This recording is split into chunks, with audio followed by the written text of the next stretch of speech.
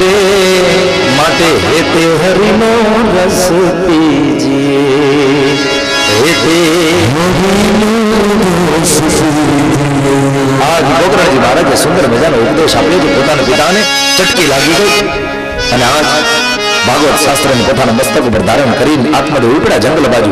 તો પછી હવે ભગવાનનું શેષ જીવન ભજન કરી અને પરમાત્માને રાજી કરી લઉં અને આત્મદેવ જંગલ બાજુ ઉપડ્યા. ગોકર્ણજી મહારાજ તીર્થ યાત્રા કરવા માટે ઉપડ્યા. આ બાજુ ધુંધુલી ધુંધુકારી બે મા દીકરો ઘરની અંદર એકલા રહ્યા છે. ધુંધુકારીને 5 ગણિકાઓનો સંગ થયો છે. 5 ગણિકા એટલે પંચ વિષય, શબ્દ, સ્પર્શ, રૂપ, રસ અને ગંધા પંચ વિષય છે. એનો સંગ થયો. એ ગણિકાઓને રાજી કરવા માટે થઈ, એ સ્ત્રીઓને રાજી કરવા માટે થઈ જાત જાતની વસ્તુઓ એમને અર્પણ કરવા લાગ્યો છે. ઘરની બધી ઘર વખરીઓ જે હતી વેચી મારી અને પછી કાંઈ ન બચ્યું ત્યારે પોતાની માની પાસે આવ્યો છે કે લાવ પૈસા લાવ. માં કહે પૈસા નથી. ત્યારે ધુંધુકારીએ પોતાની માં ધુંધુલીને માર માર્યો છે. પોતાના પુત્ર એની આવી પોતાના ઉપર થતી એ પીડા એને સહન ન કરી શકી ધુંધુલી અને રાત્રિના સમયે કુવામાં પડીને આત્મહત્યા કરે છે ધુંધુલી. ધૂંધળી જ્યારે બહુ ધૂંધળી બને, બુદ્ધિ જ્યારે બહુ ધૂંધળી બને ત્યારે એને આત્મહત્યા કરવાનો જ વારો આવ્યો. એટલે બુદ્ધિ ધૂંધળી બને પહેલા એ બુદ્ધિને પરમાત્માના ચરણમાં સોંપી દેજો, ભગવાનમાં લગાવી દેજો. આત્મદેવ એને ભગવાનમાં પોતાના આત્માને લગાવી દીધો, પણ બુદ્ધિ છેટ સુધી પોતાની જાતને પરમાત્માના કામમાં લગાવી ન શકી તો અંતે કુવામાં પડીને એને આત્મહત્યા કરવી પડી ને મરવું પડ્યું. અકાળે મરીને એનું પતન થઈ. અને હવે તો ઘર ખાલી થયું એટલે ધુંધુકારી 5 ગણિકાઓને લઈ આવ્યો. ઘરમાં લાવીને રાખવા માંડ્યો. 5 ગણિકાઓની સાથે કામ સુખના ભોગો ભોગવે છે. ભોગ વિલાસ વૈભવ જીવન એનું આ બધી વસ્તુ પ્રધાન બન્યું. હવે બન્યું એવું કે આ ગણિકાઓને રાજી કરવા માટે એકવાર ધુંધુકારીએ રાજાનો રાજ ખજાનો એમાંથી ચોરી કરીને ધન લાવ્યો ઘરે. ગણિકાઓને કહ્યું આ તમારા માટે ધન લાવ્યો છું રાજાનો રાજ ખજાનામાંથી, લો આ બધું તમારું. રાત્રિનો સમય થયો. ધુંધુકારી સૂતો ખાટલે. આ બધી ગણિકાઓ 5 ભેગી થઈ વિચાર કરે છે, વાતો કરે છે પરસ્પર કે આ ધુંધુકારી રાજાનો રાજ ખજાનો ચોરી કરીને લઈ આવ્યો છે. સિપાહીઓને ખબર પડશે તો તો આની હારે આપણે પકડાઈ જશું, આની હારે આપણને પણ જેલ થશે. માટે એક કામ કરીએ, આને મોતને ઘાટ ઉતારી નાખીએ અને અહીંયા દફનાવી દેશું. દફન કરી અને બધું ધન છે, દ્રવ્ય છે, ખજાનો છે એને લઈ અને આપણે પાંચે પાંચ ભાગી જઈએ. પાંચે પાંચ ગણિકામાંથી એક ગણિકાએ દોરડું હાથમાં લીધું છે, એક ગણિકાએ પગ પકડા છે ધુંધુકારીના, એક ગણિકાએ હાથ પકડા છે, એક ગણિકાએ માથું પકડ્યું છે ને એક ગણિકા ધગધગતા અંગારાને લાવી છે. એક ગણિકાએ ધુંધુકારીનું મોઢું ખોલ્યું છે ને ધગધગતા અંગારાને નાખવામાં આવ્યા છે ધુંધુકારીના મોઢામાં. ત્યાં તો તડપતો આહાર દેકારો કરતો ઓય માન ઓય બાપા કરતો ધુંધુકારી એનું મોત થયું છે. અત્યંત તડપતો પીડાએ યુક્ત, વેદનાએ યુક્ત ઘણા લાંબા સમય પછી એનું મૃત્યુ થયું. મોતને ઘાટ ઉતાર્યો ધુંધુકારીને પછી દફનાવી દેવામાં આવ્યો. ભક્તો યાદ રાખજો, જે જીવ અતિશય ભોગોને ભોગવે છે, કાળ એને તડપાવીને મારે છે. કાળ એને તડપાવીને મારે છે. માટે મારું ને તમારું જીવન ભોગ પ્રધાન ન બને, મારું ને તમારું જીવન યોગ પ્રધાન બને. યોગ પ્રધાન દફનાવી દેવામાં આવ્યો. ખજાનો લઈને પાંચેય ગણિકાઓ ભાગી ગઈ. ગોકર્ણજી મહારાજને સમાચાર મળ્યા કે તમારા ભાઈનું મૃત્યુ થયું છે. એટલે પોતાના ભાઈને વાસ્તે ગોકર્ણજી મહારાજે ગયાની અંદર શ્રાદ્ધ કર્યું છે. શ્રાદ્ધ કરી અને વિચરણ કરી, તીર્થયાત્રા કરી ગોકર્ણજી મહારાજ પોતાના ઘરે પાછા આવ્યા છે, પોતાના ગામે. ત્યારે ઘર તો ખંડેર બની ગયું હતું, કેમ કે હવે કોઈ ઘરમાં છે. ધુંધુલીનું પણ મોત થયું. આત્મદેવ જંગલમાં તપ કરવા માટે જતા રહ્યા. ધુંધુકારીનું પણ મોત થયું. ફળિયામાં દફનાવવામાં આવ્યો છે. સાવ રધી વગરનું ઘર, ખંડેર બનેલું ઘર. ગોકર્ણજી મહારાજ આવ્યા, પણ જ્યાં સંતે પગલા કર્યા ને ત્યાં તો ઘર પ્રકાશિત બની ગયું. ભક્તો યાદ રાખજો, જ્યાં સાધુના પગલા થાય ને ત્યાં ઘર છે. ઘર હોય એ મંદિર બની જાય છે, સામાન્ય ભૂમિ હોય એ તીર્થ ભૂમિ બની જાય છે. એટલા માટે હંમેશા કહું છું કે હજારો તીર્થો સાથે મળીને પણ એક સાધુને જન્મ ન આપી શકે, જ્યારે એકલો સાધુ હજારો તીર્થોને જન્મ આપતો હોય છે. હજારો તીર્થોને, કારણ કે જ્યાં જ્યાં પગલા માંડે ત્યાં તીર્થ ભૂમિ બને. જ્યાં જ્યાં પગલા માંડે ત્યાં તીર્થ ભૂમિ બને. ગોકર્ણજી મહારાજ આવ્યા છે, રાત્રિના સૂતા. ચિત્ર વિચિત્ર અવાજો આવવા લાગ્યા છે. લાગ્યું અવગત્યો કોઈ જીવ છે. પાણી છાટ્યું, ત્યાં તો ચિત્ર વિચિત્ર પશુના રૂપની અંદર એ પ્રેત પ્રગટ થયું. ફરીવાર બીજી અંજલિ છાટી, ત્યાં તો ધુંધુકારી પ્રગટ થયો અને બે હાથ જોડીને પોતાના ભાઈને કહેવા લાગ્યો, હે મોટા ભાઈ, હું તમારો ભાઈ ધુંધુકારી પ્રેત યોનિને પ્રાપ્ત થયો છું. કારણ કે વાસનાએ યુક્ત મારું મૃત્યુ થયું. જેની વાસના અધૂરી રહી ગઈ હોય એને મોત ન મળે, એનું જીવન પછી પ્રેત યોનિમાં પડે. એટલે પ્રેત યોનિમાં પડું છું, પ્રેત યોનિમાં મને બહુ પીડા થાય છે. ભાઈ મને છુટકારો અપાવો, મને બચાવો, મારી રક્ષા કરો, કંઈક મને આ પીડામાંથી મુક્તિ મળે, મારો ઉદ્ધાર થાય, એના માટેનો કંઈક ઉપાય બતાવો. અને ત્યારે ગોકર્ણજી મહારાજ કહે કે તારા ઉદ્ધાર માટે તમે ગયાની અંદર શ્રાદ્ધ કર્યું તો પણ તને મોક્ષ ન મળ્યો. ત્યારે ધુંધુકારી કહે છે કે ગયા શ્રાદ્ધ સતેના આપી નમે મુક્તિ ભવિષ્યતિ. એ મોટા ભાઈ, ગયાની અંદર તમે 100 વખત શ્રાદ્ધ કરશો ને તો પણ મને મુક્તિ નહીં મળે, કારણ કે મારા પાપ કર્મ જ એટલા બધા છે. અતિશય મારા જીવનમાં મેં પાપ કર્મ કર્યું છે. કદાચ 100 વખત ગયામાં શ્રાદ્ધ કરશો તો પણ મને મુક્તિ નહીં મળે, માટે મારી મુક્તિનો કંઈક ઉપાય મને બતાવો. ગોકર્ણજી મહારાજ કહે છે કે અત્યારે તું તારી જગ્યાએ જા, કાલ સવારના સૂર્યનારાયણ ભગવાનની પાસે હું જાણી લઈશ તારા માટે શું કરવું. સવાર થયું છે, પ્રાતઃકાળમાં સંધ્યા વંદન ઇત્યાદિ કરી ગોકર્ણજી મહારાજ સૂર્યદેવને આજ અર્ઘ્ય આપવા માટે થઈ નદીના કિનારે ગયા છે. પૂરબ સે सूर्य बना जियारा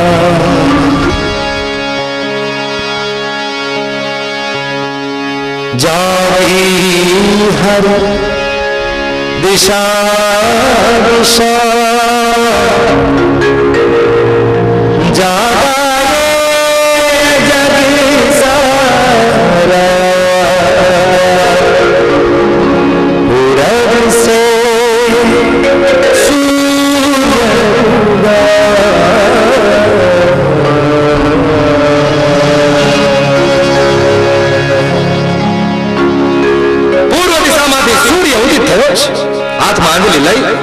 અને આ કૃષ્ણેન રજસા વર્તમાનો નિવેશયન્નમૃતમ મર્ત્યં ચ હિરણ્યયેન સવિતા રથેનાદે ભોજાધિભુવનાનિ પશ્યન સવિત્રે સૂર્યનારાયણાય નમઃ દત્તમ નમઃ. આમ જ્યાં પ્રેમે સહિત અર્ઘ્ય આપ્યું ત્યાં તો સૂર્યનારાયણ ભગવાને પોતાની ગતિને રોકી દીધી. બે હાથ જોડીને ગોકર્ણજી મહારાજ પ્રાર્થના કરતા કહે છે કે હે સૂર્યનારાયણ પ્રભુ, મારા ભાઈના ઉદ્ધારને માટે મારે શું કરવું, મને ઉપાય બતાવો. ત્યારે સૂર્યનારાયણ ભગવાન કહે છે કે આ જગતની અંદર ત્રિલોકને પાવન કરનારું જો કોઈ પવિત્ર સાધન હોય કે જે પ્રેતીઓમાંથી પણ જીવાત્માને મુક્ત કરાવી શકતો હોય, એકમાત્ર શ્રીમદ ભાગવત છે. શ્રીમદ ભાગવતની કથાનું આયોજન કરો, જરૂર તમારા ભાઈ ધંધુકારીનો મોક્ષ થશે. હવે ઉપાય મળી ગયો. ગોકર્ણજી મહારાજ પોતે જ વક્તા થયા છે, ગામના લોકો બધા શ્રોતા થયા, અને ગોકર્ણજી મહારાજે બહુ શ્રીમદ ભાગવત કથાનું આયોજન કર્યું છે. અને મંદ મંદ મીઠી મીઠી વાણીથી ભાગવતના એક એક શ્લોકો ગુણગાન કરતા જાય છે. આ કથાને સાંભળવા માટે ધંધુકારી પ્રેત બની વાયુનું રૂપ લઈ અને વાંસનું જંગલ હતું, જ્યાં વ્યાસપીઠ રાખવામાં આવી હતી ગોકર્ણજી મહારાજની. ત્યાં વાંસનું મોટું ઝાડ હતું, ઝાડમાં 7 ગાંઠો હતી. ત્યાં આવી અને ઝાડની અંદર બિરાજમાન થઈ ગયો. અને એ પણ પ્રેમ અને ભાવથી શ્રદ્ધાપૂર્વક એક આસને ઉપવાસ કરીને વાયુ ભક્ષણ કરીને ભગવાનની પરમાત્મા અને ભાગવતની દિવ્ય દિવ્ય સુમધુર કથાઓને સાંભળી રહ્યા છે. ગામના લોકો પણ સાંભળી રહ્યા છે. પહેલો દિવસ પૂરો થયો અને પેલા દિવસની પહેલી ગાંઠ વાંસની એ તૂટી, અવાજ આવ્યો ભયંકર. બીજા દિવસની કથા પૂરી થઈ. બીજી વાંસની ગાંઠ તૂટી, ત્રીજા દિવસે ત્રીજી વાંસની ગાંઠ તૂટી, ચોથા દિવસે ચોથા ગાંઠ, પાંચમા દિવસે પાંચમી, એવી રીતે થતા થતા 7 દિવસમાં સાથે સાથ વાંસની ગાંઠો જે હતી એ તૂટી ગઈ છે. એનો મતલબ એ ગાંઠ હકીકતમાં ધુંધુકારીની વાસનાની ગાંઠો હતી. જાણે ભગવાનની કથાનું શ્રવણ કર્યું અને વાસનાની ગાંઠો એક પછી એક તૂટવા લાગી અને બિલકુલ ધુંધુકારી વિશુદ્ધ બન્યો, પુણ્યશાળી બન્યો. અને સુંદર મજાનો પવિત્ર દેહને ધારણ કરી, સુંદર મજાનો પીતાંબર અલંકારને ધારણ કરી, મોર મુકુટને ધારણ કરી ધુંધુકારી કથા સત્યની અંદર કથાની મધ્યમાં સભામાં પ્રગટ થયો. અને ત્યાં તો સૌ કોઈ જોવા લાગ્યા. ઓહો, ગઈકાલનો પ્રેત બનેલો જીવાત્મા જો તો ખરી એની શોભા દેવતા જેવો લાગે, દેવતા જેવો. અને ત્યાં તો ધુંધુકારી 2 હાથ જોડીને ગોકર્ણજી મહારાજના ચરણમાં પડ્યો છે. કહેવા લાગ્યો, મોટા ભાઈ, આજ તમારે કારણે મારો ઉદ્ધાર થયો, તમારે કારણે આજ મને મોક્ષ મળ્યો. જુઓ, આ મને યોગ શરીર પ્રાપ્ત થયું. ભાગવતની કથાને સાંભળવાને કારણે મારો આ ઉદ્ધાર થયો. મોટા ભાઈ, ઉદ્ધાર. ત્યાં તો ધુંધુકારીને લેવા માટે વિમાન આવતું હતું. વિમાન આવ્યું, ધુંધુકારી બેઠા, પાર્ષદો વિમાનને લઈ અને અવકાશમાં જવાની તૈયારી કરતા હતા. ત્યાં તો ગોકર્ણજી મહારાજે પૂછ્યું, હે પાર્ષદો, ઉભા રહ્યો, આ તમે એક વિમાન લઈને કેમ આવ્યા? અહીંયા ગામના લોકોએ બધાએ કથા સાંભળી છે, તે એને લઈ જાઓ. પાર્ષદોએ કહ્યું કે ગામના લોકોએ કથા તો સાંભળી છે, પણ જે શ્રદ્ધા, વિશ્વાસ, ભક્તિની સાથે ઉપવાસ કરી એક આસને બેસી પોતાની ચિત્તવૃત્તિઓનો નિરોધ કરી અને ધુંધુકારીએ જેવી રીતે પરમાત્માની કથાને સાંભળી છે, એવી રીતે ગામના લોકોએ કથા સાંભળી નથી.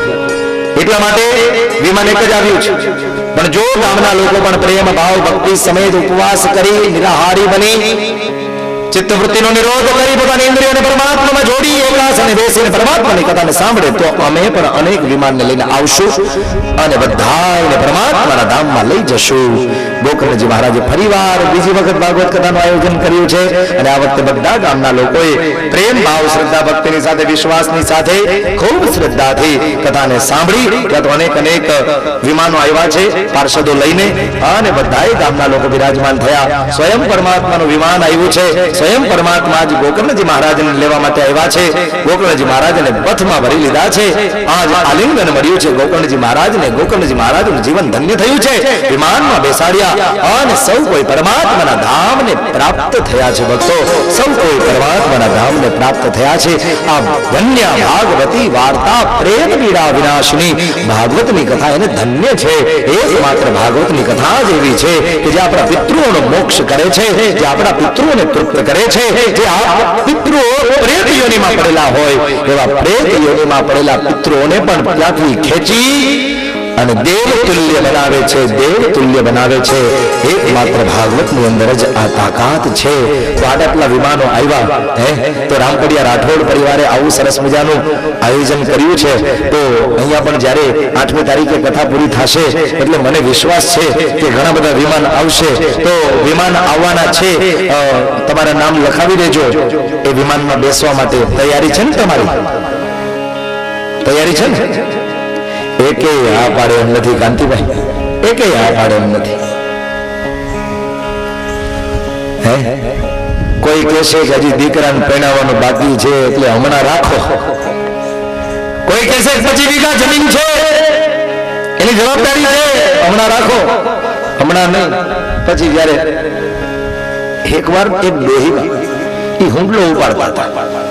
તે હુંડલો ભારેખમ ઉપડતો નતો ને, એવી કંટાળી ડોહી, એવી કંટાળી કે ભગવાનને કે હે ભગવાન, હે ભગવાન, હવે તો આ કામ થોડા થતા નથી, એ હવે તો મને ઉપાડી લે, મને ઉપાડી લે. ત્યાં તો ભગવાન આવ્યા, હાલો માડી લેવા માટે. તો કે લે, એ તો ચામડાની જીભ છે, એ તો ભૂલથી બોલાઈ જાય એટલે હું હાચું લગાડી જવાનું. હવે આવ્યો છે તો સારું, કઈ વાંધો નહીં. હુંડલો ઉપડાવવા લાગી લે, ભગવાનની પાસે હુંડલા ઉપડાવે, ભગવાનની પાસે, ભગવાનની પાસે હુંડલા ઉપડાવે. નો જાય, છોકરાને પરણાવવાનો છે, હજી જમીનની જવાબદારી છે, બૈરી છોકરાઓની જવાબદારી છે, કોઈ જાય એમ નથી. અને મારી પાસે કદાચ 8મી તારીખે વિમાન આવશે ને તો હું ના પાડી દઈ, મારે નથી જવું, મારે નથી જવું. શું કામ ખબર છે? કારણ કે નરસિંહ મહેતાને કોઈ પૂછે, હે નરસૈયા, તારે મુક્તિ જોઈએ છે કે તારે ભક્તિ જોઈએ છે?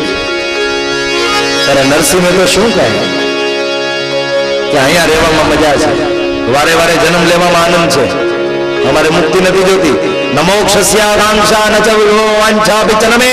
શંકરાચાર્ય મહારાજ ડીમ ડીમ ઘોષણા કરે, મોક્ષ નથી જોતો. કારણ જે આનંદના ધરાતલમાં રહીને પરમાત્માના ભજન કીર્તન કરવામાં છે, ધરાતલમાં રહી પરમાત્માની કથાને સાંભળવામાં જે આનંદ છે, ઠાકોરજીની સેવા પૂજા આરાધના કરવામાં, ઉપાસના કરવામાં જે આનંદ છે, એ આનંદ મુક્તિની અંદર નથી. એટલે આપણી ભારત ભૂમિનો, ગુજરાતનો, અમારા જૂનાગઢનો નરસૈયો એમ કહે કે હરિના જન તો મુક્તિ ન માંગે.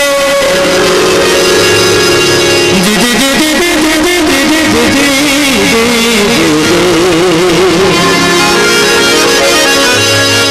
હરિના જન તો મુક્તિ ન માંગે, અને માંગે જન્મો જન્મય અવતાર રે.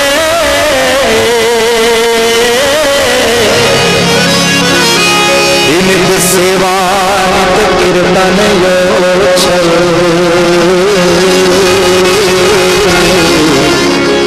નિત સેવા નિત કીર્તનો છે, અને નિર્ખવાનંદ કુમાર રે. ભૂતળ ભૂતળ પદાર્થ, હે ભૂતળ ભૂતળ પદાર્થ, ભૂતળ ભૂતળ હે પદાર્થ મોતું.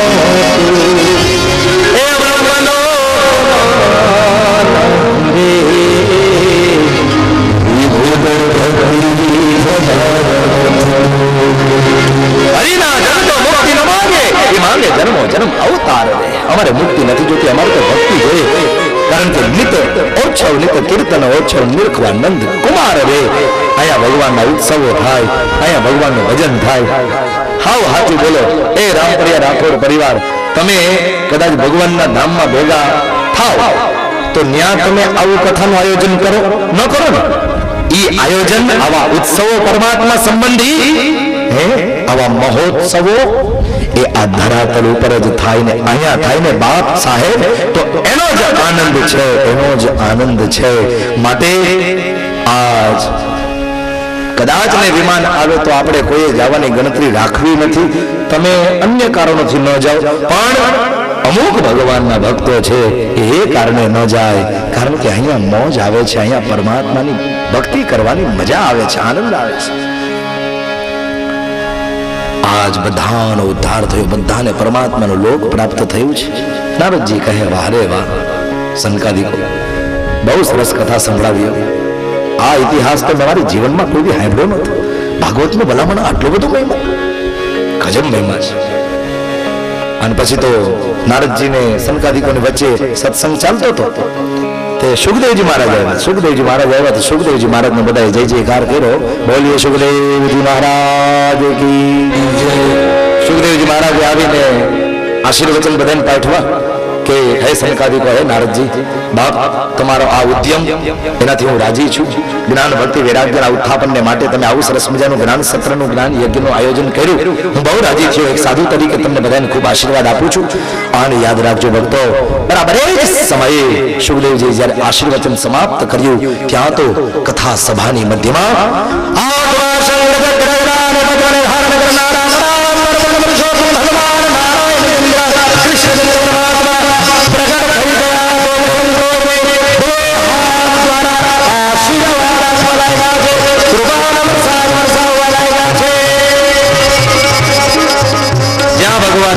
ચાલતી હોય ત્યાં ભગવાનના સંતોનો નિવાસ હોય, ભગવાનના ભક્તોનો નિવાસ હોય. જ્યાં પરમાત્માની કથા ચાલતી હોય ત્યાં સ્વયં ભગવાનનો નિવાસ હોય. જ્યાં પરમાત્માની કથા ચાલતી હોય ત્યાં સકલ તીર્થોનો નિવાસ હોય. કોઈએ જઈને પૂછ્યું ગંગા ઇત્યાદિ નદીઓને, તીર્થોને, હે તીર્થો, અમે અમારા પાપ તમારી અંદર ઠલવી જઈએ તો એ પાપનું તમે શું કરો?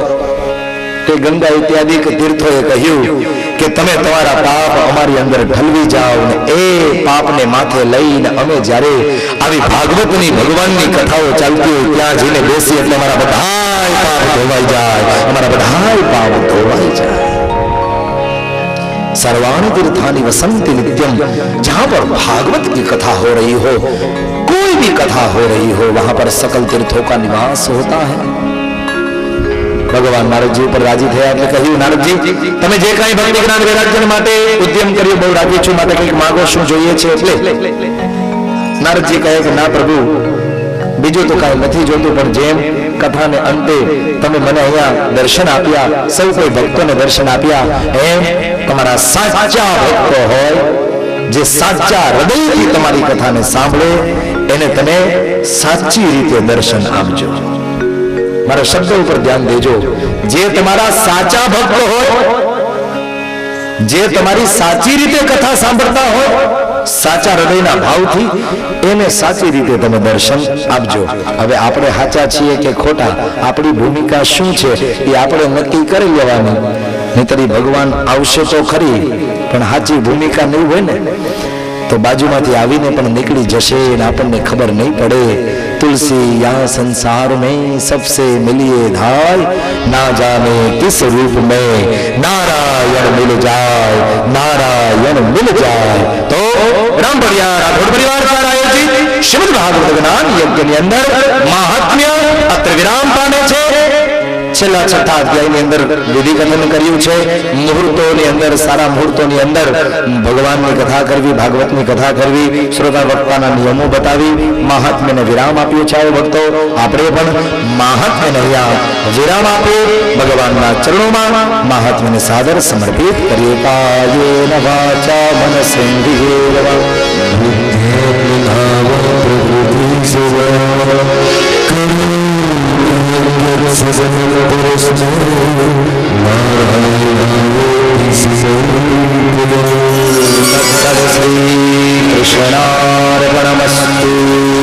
મહાત્મા ભગવાનના શ્રી ચરણોમાં સાદર સમર્પિત.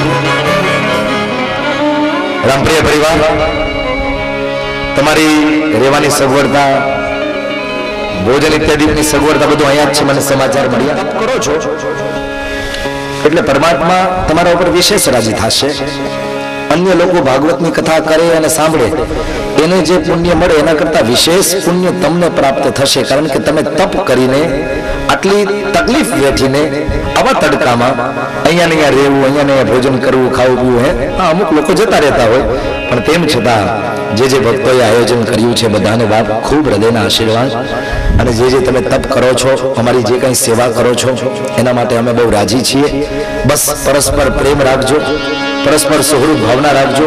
દિવસે દિવસે આપણો આનંદ વધવાનો છે. કાલ આનંદ હતો એનાથી વિશેષ આજે આનંદ હશે, એનાથી કાલે વધશે. એમ થાતા થાતા છેલ્લે એ આનંદ પૂરો થશે અને પછી પરમાનંદનો મારે તમારે અનુભવ કરવાનો છે.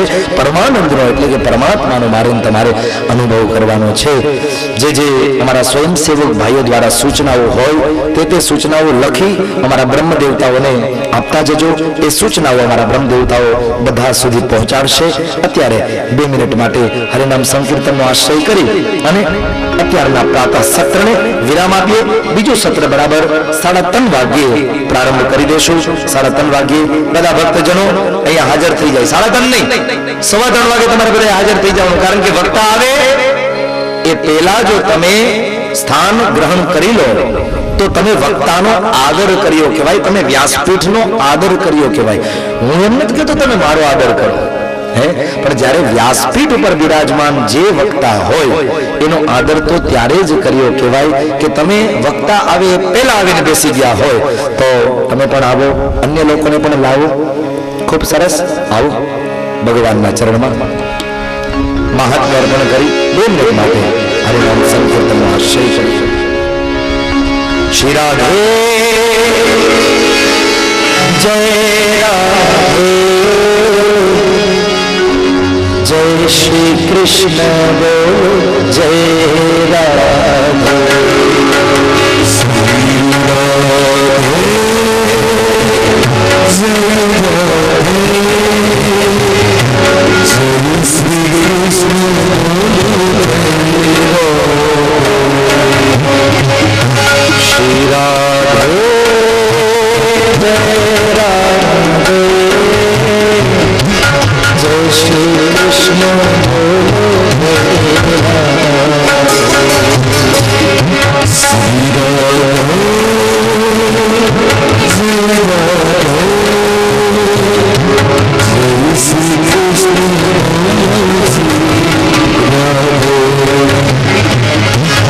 જય શ્રી કૃષ્ણ બોલો, જય રાધે, જય શ્રી કૃષ્ણ બોલો.